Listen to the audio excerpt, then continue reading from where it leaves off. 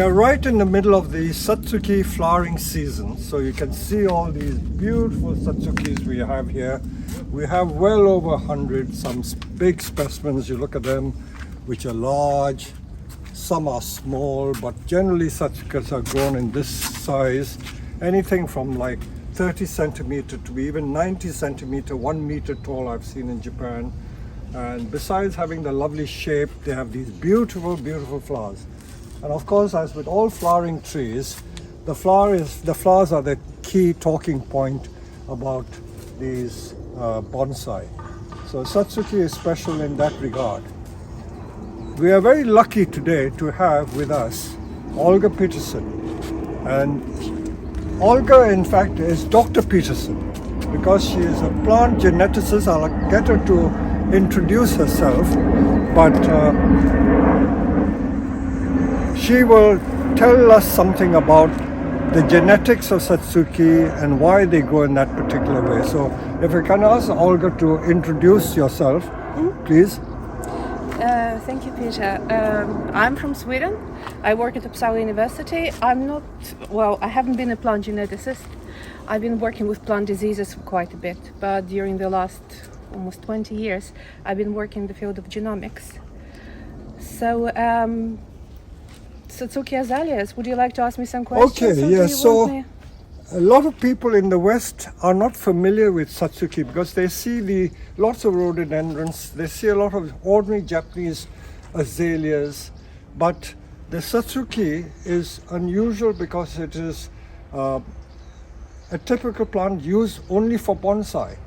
And what intrigues most people is the multicolored flowers. I know many of these good ones, they don't all have to be single flowered, monocolor, but many of the Satsukis, if you look at these ones, even on the same tree, you get different shades of like dark pink, light pink and white. And if you come to this one, that one is dark pink, light pink, but if you look at some of those ones, there's mauve color, mauve and white, some with stripes, some complete color. And then if you look at this one, excuse me if I can't remember the names. I used to remember the names of most of these varieties, but because there are over 2,000 varieties, I can't remember them all. Look at this one. This one has got pink and white stripes, and on the same tree, complete pink flowers. And then you can also get a very pale shade of pink with some lines, and look at that patterning. So, and on the same tree there's a complete white flower as well. Now, how is it possible for a plant to have all these different colored flowers? Can you explain Yes. how it comes about? Yeah, I can try. So Satsuki Azaleas, they belong to the genus Rhododendron. As a matter of fact, we still call them azaleas, but they are not. They're evergreen shrubs. And the inheritance and the genetics of the flower colors in rhododendrons is extremely interesting. So there are more than 60 genes that encode for different flower colors, for different pigments. So in the same tree you can have pink, white, different shades of blue and different shades, not blue, purple. Because purple, yes, because there is no gene for blue, true blue in azaleas. And also in some of them there are also carotenoids, which are the genes for orangey color. And the thing is that in the same flower, on the same tree, the color can change depending on the lighting and the conditions. So very often you see that the buds are deep color, much deeper than the flowers when they open. So this is something that is very typical for Satsukis.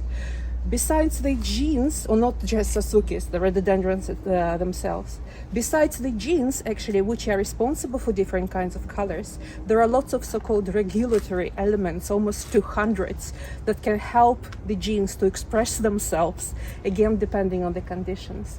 And also there are so-called jumping genes that are going around, and they insert themselves in different parts of the genome, including also the genes responsible for the color. And then sugars can mature and they can bind themselves to different pigments in different ways. So there is a ton of variation that is possible to achieve in Satsuki Azaleas and in rhododendrons in general, but it's puzzling scientists up to now.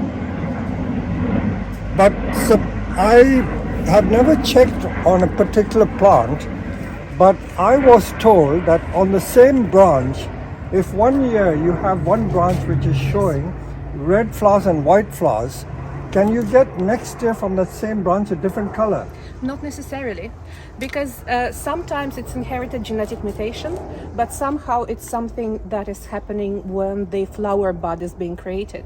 Because in Satsukis, they flower on the previous year's wood, and their flower buds are being created during the season, the summer. So they create their flower buds a year before. And there it depends quite a little bit on the conditions, on the light conditions, on the temperature, and many other things. No, I Humidity. think you misunderstood my question. If you come to this plant, I will show you. Yes. Okay, now on this plant, Yes. look at this plant. Yes, If we you look have at this different plant, color. okay, if Yes. this plant has got like, Yes. yeah, this one. Now, if on the same branch next year, Yes. can I get the flowers exactly like this, or can I get a flower like that? Can this come into this branch? That could potentially, yes. Good, but not sure. Not sure. It's Oh. because that's a point what I'm trying to make. Oh. One thing is what sits in the genes, that genetic potential, but also color on a certain branch. But can it's the depend on same the tree. conditions. It's the same yes. tree.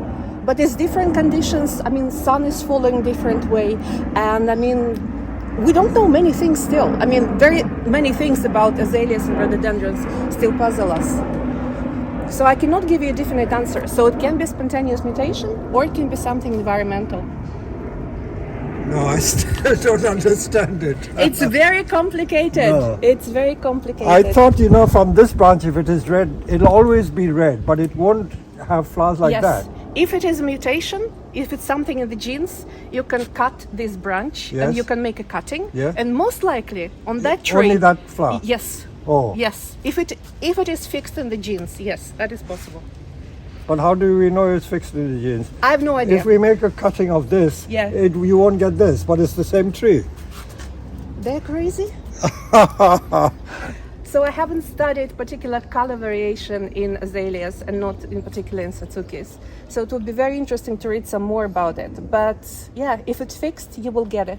If it's not fixed, if it is something that occurred when that particular flower bud was created, then there is a risk it will not be inherited. Okay. All right, let's go to something else. Now, Satsuki, as you know, are usually planted in Japan in that kanuma soil with 30% moss. And the kanuma, this is fresh kanuma, in case viewers don't understand. This is kanuma soil. It's a very light soil, and when it's watered, it turns this dark yellow, but when it is dry, it is almost like a very pale yellow. And this is what kanuma looks like. It is very, very light. It's almost like powder puff, It's got no weight at all. And I suppose because it's light, it allows the roots to go through that soil easily. I suppose it can be grown in any type of soil because No, not really. Yeah, I grow it in peat soil sometimes. Oh, pit soil, yes, Huh? but I mean not the garden mud. Not mud. clay? No, not clay. Okay. They will not like the clay. But yes, the pit soil is very good. But for then them. some of the other azaleas like rhododendrons and things, they're grown in the garden in soil.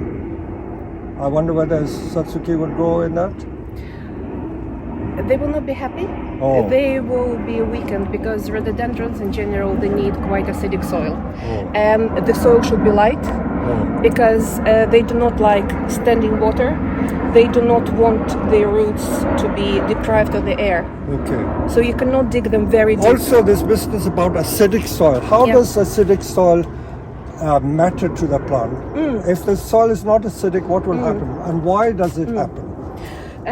The thing is that evolutionary Satsuki azaleas have developed a very specific type of mycorrhiza.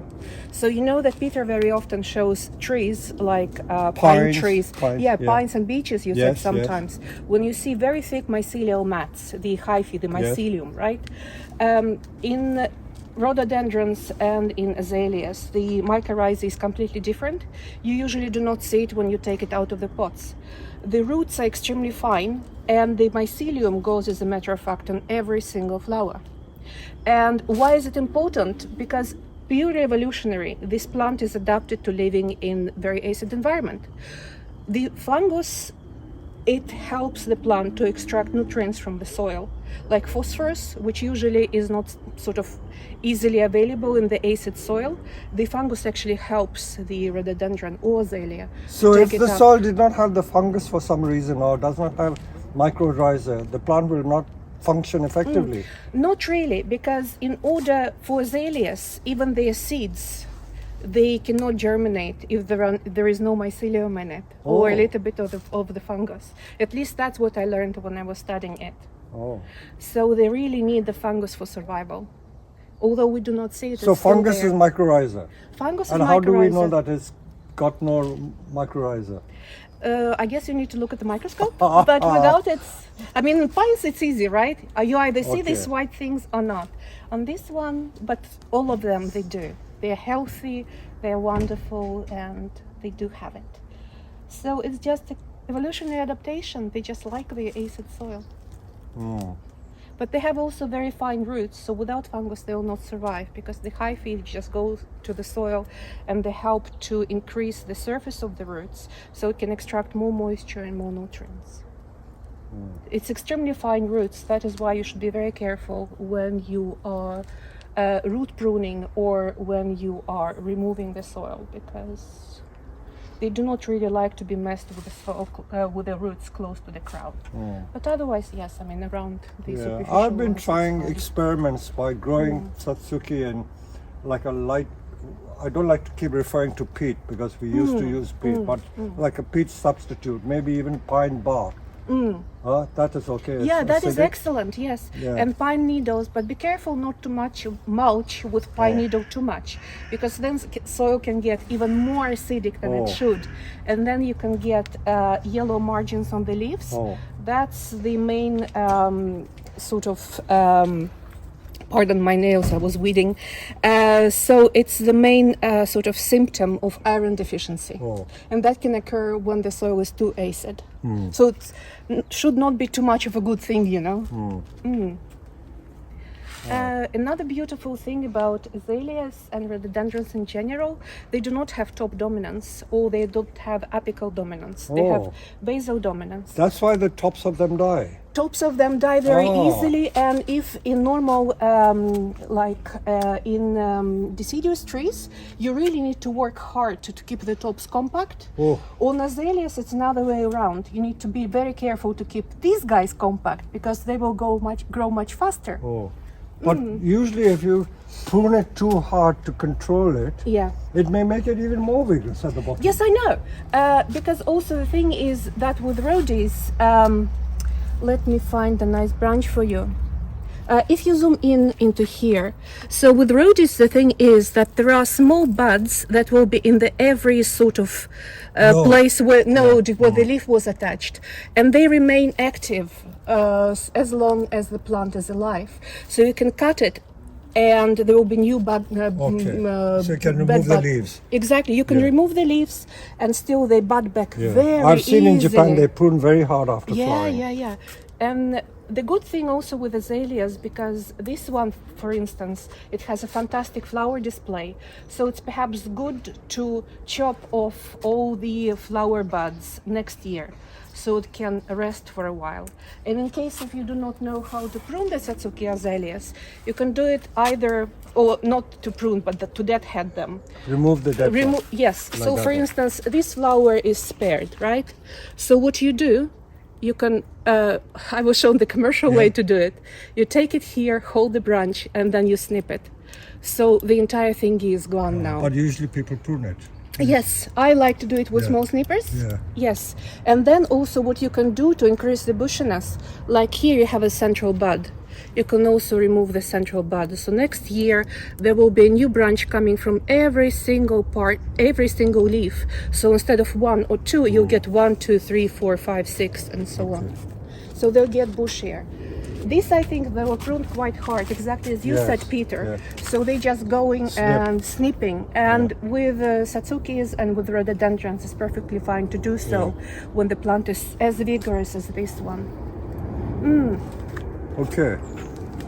So I think they usually, I don't know how often they repot. I used to talk to a lot of Satsuki growers, but I don't think it's anything different from other bonsai. I They don't can think keep it so. for 4 or 5 years without pruning. Yeah, and the root system grows very slowly. Yeah. And usually, well, I was working also at commercial nursery before, so they usually say that the roots do not go too far outside of the crown. Wow. So even with rhodies, when you replant Very them, compact root ball. it's very compact root ball, yes. Okay.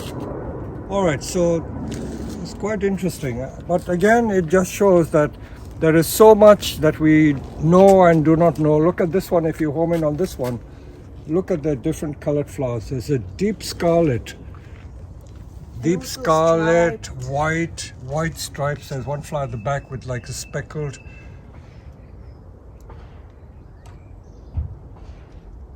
Different shades, so all on the same plant. Absolutely amazing. And the name, you can see, zoom in on the name.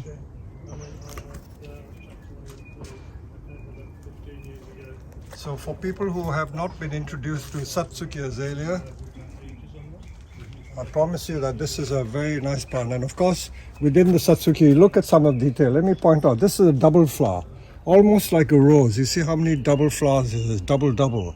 And then there's some with single petal. Look at this one, turn on here, we will show you.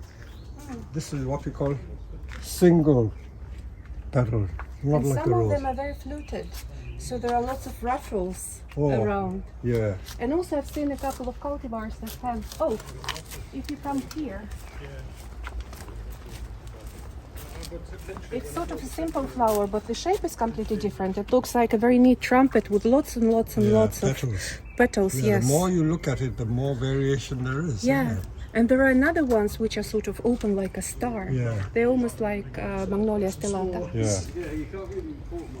Yes. So those are amazing. So the Japanese have done a lot of breeding, I'm sure. They've isn't done it? lots of breeding, and the name, the scientific name of Satsuki Azalea is actually Rhododendron indicum. However, it has nothing to do with India. It's native to Hokkaido and to Yakushima Islands in Japan. Oh, So the first exemplar was brought to Linnaeus in the middle of 18th century. So, but even then, there was evidence of Japanese breeding them for quite a while. okay. And then they spread to India, and they spread to China, and all over. But of course, in northeast India and the eastern Himalayas, you get a lot of rhododendrons. Native Lot of rhododendrons. Native rhododendrons. Indeed. Okay. Indeed. Maybe that's why they call it indicum, isn't it? Yeah, could be from. It comes from Indies, you know, and before everything was Indies. But then these are ordinary azalea. They're not Satsuki. I don't know That's whether. Rhododendron simsii. Oh, That's they're a different sometimes sold as species. indoor plants. Yes, they are. Yeah, in the winter, in the Christmas time, they're sold. And the difference between these and Satsukis, these guys prefer much cooler climate, and they do not like too much sun. Whereas you were telling that Satsukis, Japanese grow at extreme 30, heat. 40 degrees. Yes, I've seen I them know. propagate in tunnels and greenhouses. Yes, exactly. But these guys would prefer around 15 degrees during the winter, and then they do not like when it's too hot. And they do not like their roots to be warm, so don't put them on top of the heating element. They will not like it at all. They need misting indoors. Yeah. And in the dry room, it's very difficult to grow them. Okay. And I know that they're propagated apart from breeding by seed. They grow easily from cuttings as well. Yes, Yeah, it's living. not easy from seeds because the seeds it? are like they are Dust. like dust. Very Exactly. fine, They very fine usually seed. mix them with sand and then they spread it on the surface. But with cuttings, yes, but they need rooting powder. Oh. They always need a rooting powder.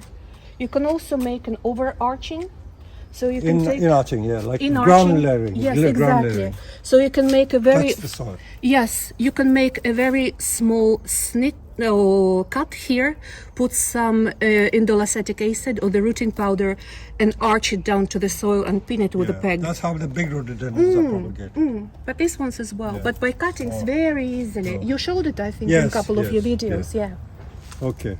So I hope that gives you some idea as to how complex this beautiful plant is. There's lots to learn, a lot of information that we have been given, but we still don't understand many of the complexities of nature. Exactly. It's still mind-boggling. So anyway, I hope you enjoyed this little interview. Thank you, Olga. Thank you. Thank you, Peter.